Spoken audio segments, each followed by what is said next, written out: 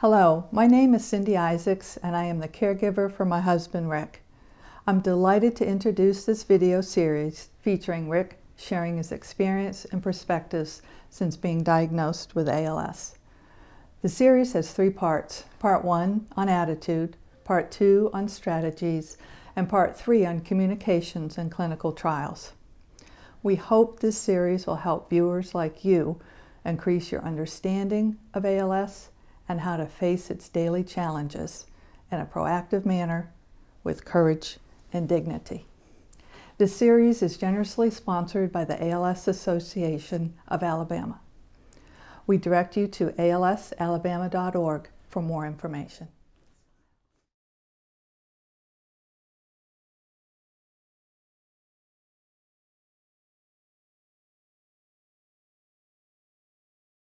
Hi, I'm Rick Isaacs.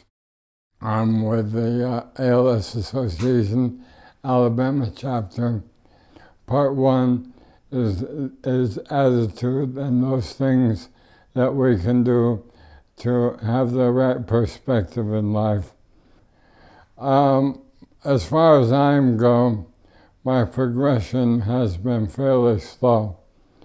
Your situation might very well differ.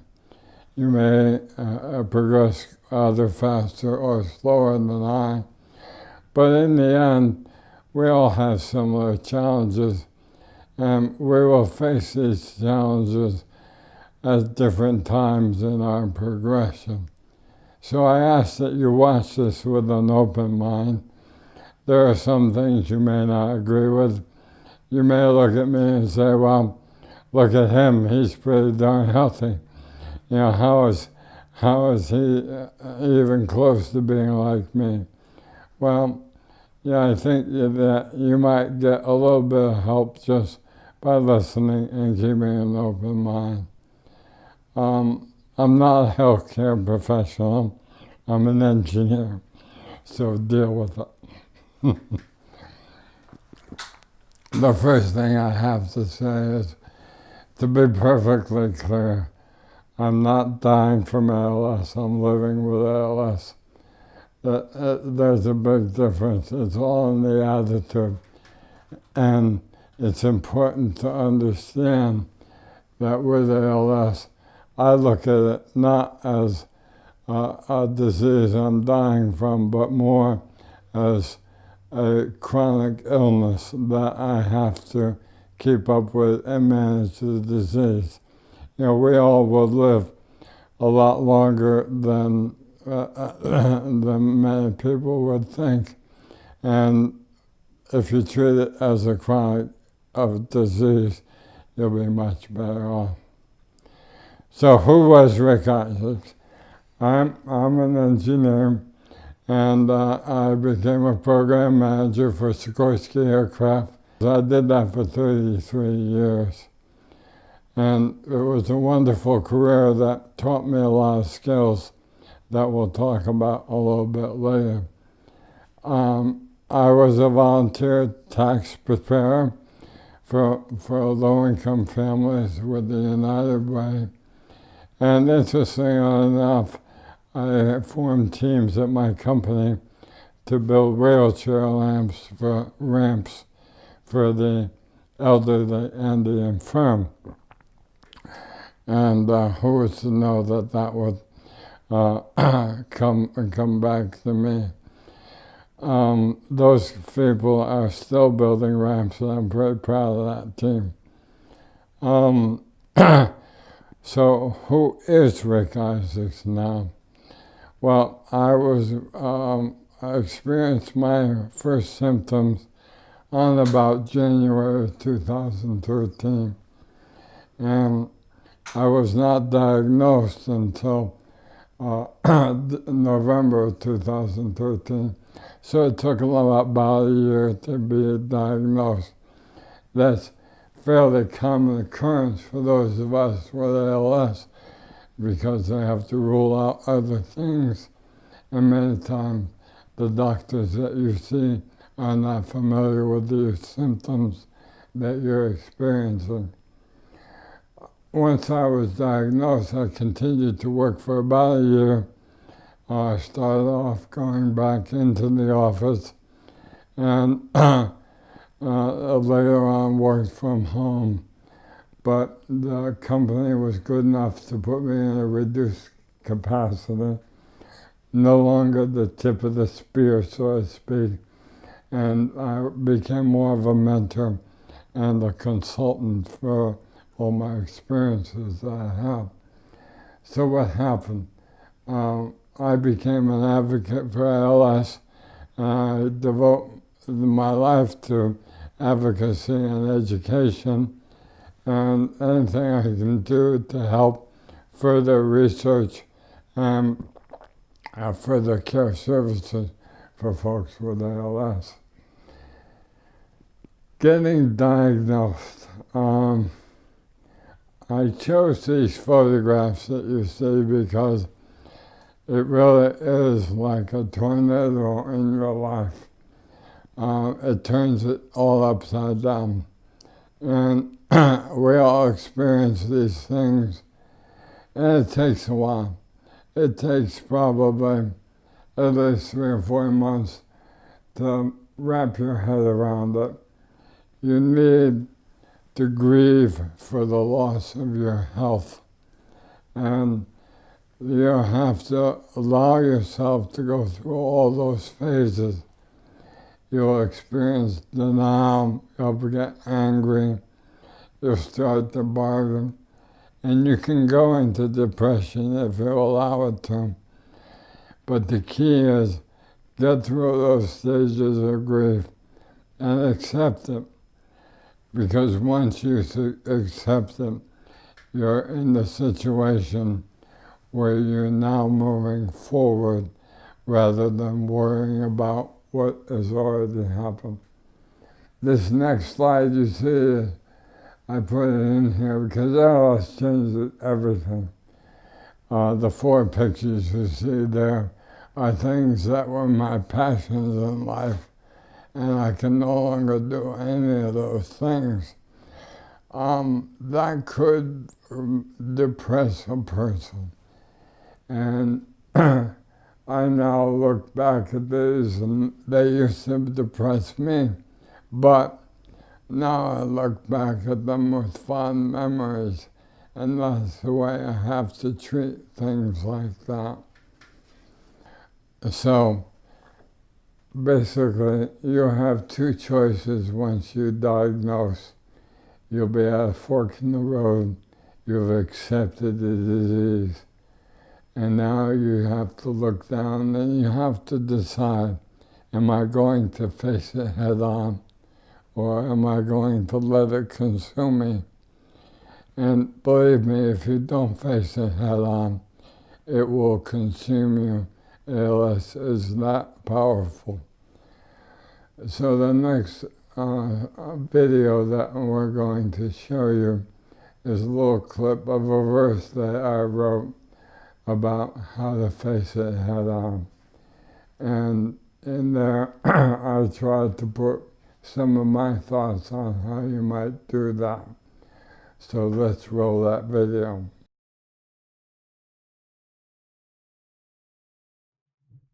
Early on with amyotrophic lateral sclerosis, it was apparent to me I had the choice to either face it head on or let it consume me. So how exactly do you face it head on? Honestly, it is a daily battle. We wake up every day with feelings like fear, anxiety, anguish, and sadness.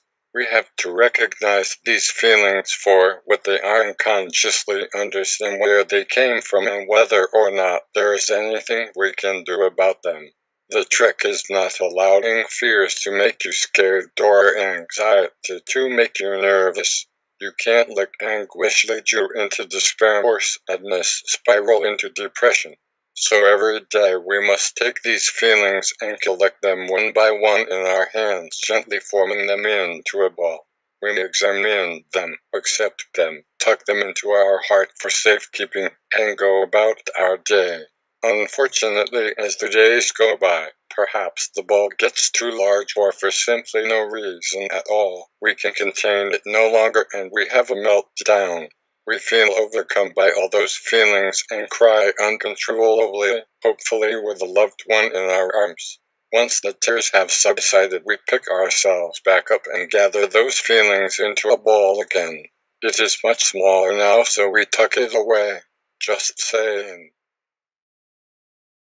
So the first step in my mind of facing it head on is letting go.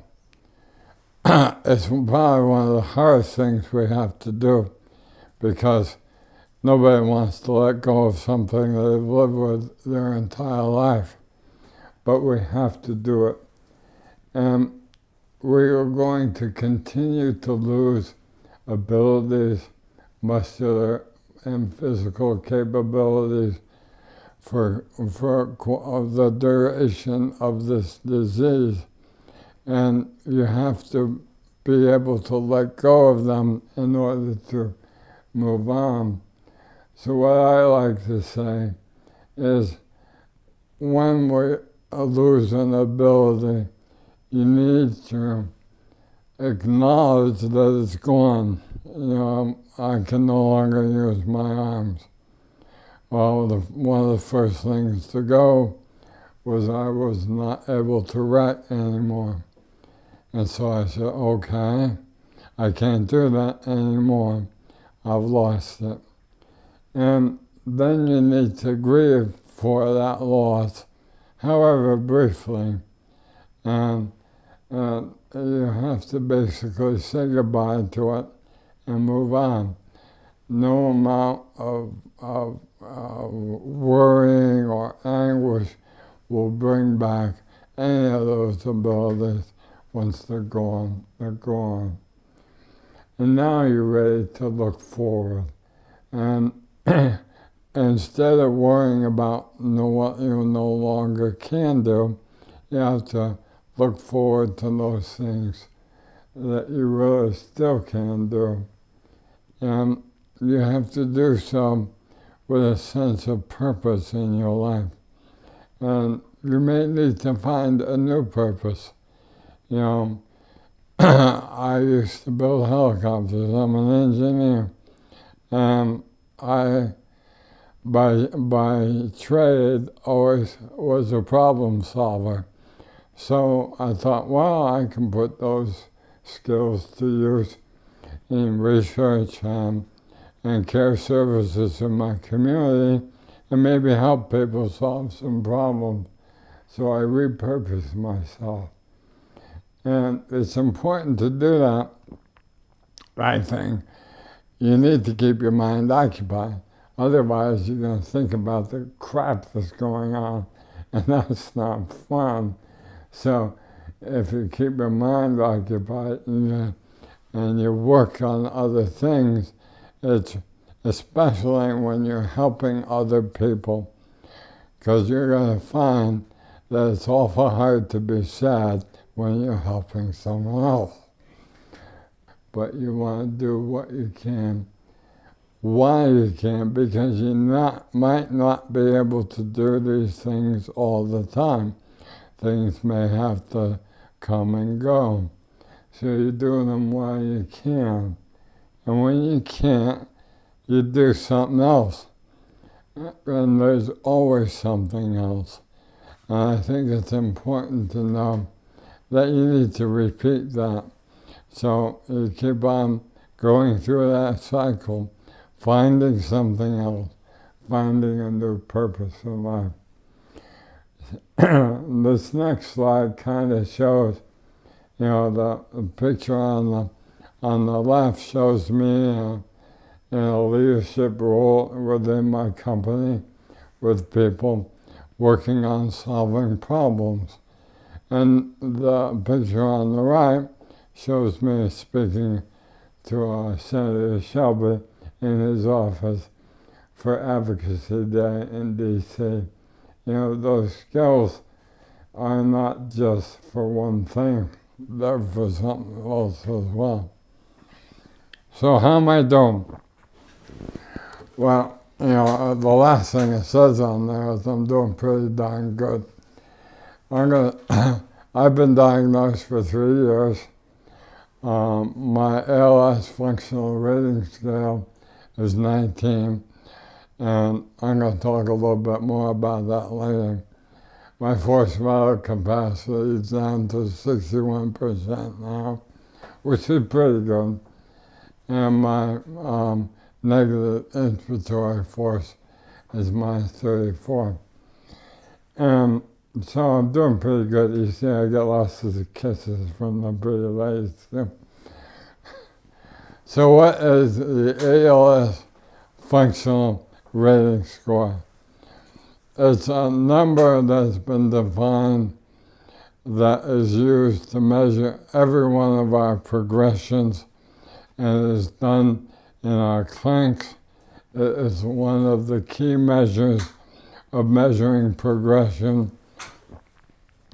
for clinical trials in terms of are you getting better or are you getting worse. And it's basically a way to measure how we're doing. It is a series of 12 questions which are scored from 4 as the high down to 0. The maximum score is 48. One of the messages I try to give to clinicians and medical people is that, and pals need to understand this as well, and I think that it's most important to sit with your ALS clinic nurse or your neurologist and go over each question, understand what it means, and then look at the I guess it's 5 answers from 4 to 0. Look at each answer. Have them explain the nuances and the difference between them. So I came up with the O'Dine scale. This is my version of what these answers mean. The 12 questions are all very similar, and the answers, though they may pertain to different functions in your body, the answers are categorized in my mind. If you're scoring a 4, it means you're okay. It means pretty much everything is as normal without ALS, and you're not having any problems. When you score a 3, you're acknowledging, hey, something's different.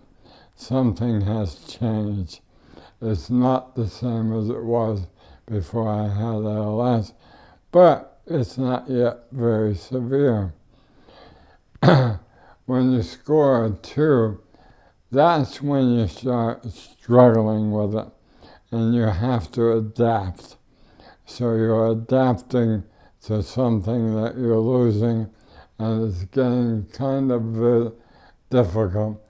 But I like to say you're struggling, but I got this because I can still do it. When it gets down to a 1, it usually means that you're relinquishing part of that skill to either a piece of equipment or a person who is helping you. So you're relinquishing so that someone else can help you get it done, but you can still do it. And when you're at 0, I call that next. It's time to move on because you got other things to do and that function has left you. And that's why I call the O'Dine scale. Now, the number I talked about, my ALS functional rating is at 19. And that's kind of ho-hum in my mind. The number 19, unless you're a doctor or a nurse, you probably don't have a good feel for what that means to you. In the top chart, I have to put charts in like this, I'm an engineer, remember. In the top graph, you'll see that it's 3 years worth of data I've been diagnosed for 3 years. And you can see in the beginning I scored a 48. And in the first year, it went down quite rapidly. About in the mid-30s, went down quite rapidly that first year. And then it leveled out for about a year and a half. And I really didn't lose much. But then in the beginning of this year, I started to lose more bulbar function and more respiratory function. So once again, my numbers started to decline to where I am today at a 19. So what does that mean? I came up with a very simple expression of this. If the capacity at maximum is 48, well, let's divide that number by 48 to come up with a percentage. So I started at 100%. In the first year, I went down to about 60%. I stayed in the 50% range for about a year and a half, and now I'm about 40%. And when I say I look at my total capabilities, and you can look at me, I'm in a wheelchair. I can still walk, but not very far. My arms completely do not work anymore. And my breathing is difficult, and my speech is starting to decline. I'm also having some swallowing issues. So since I can walk, I can still eat. I'm breathing on my own during the daytime. I think I'm really about 40% of my capacity. And that's my message of another way to look at the functional rating score. ALS is a team sport. And your team includes your medical team and your clinic team and your care service coordinators that come from the ALS Association. They're all an integral part of your team, and you need to recognize it. My last slide here is a shout out to Cindy. And none of what I do would be possible without her. You know, I like to say behind every happy pals is a caregiver that enables us to enjoy life. So if you have a caregiver, you are blessed. I happen to have Cindy, and I love her very much.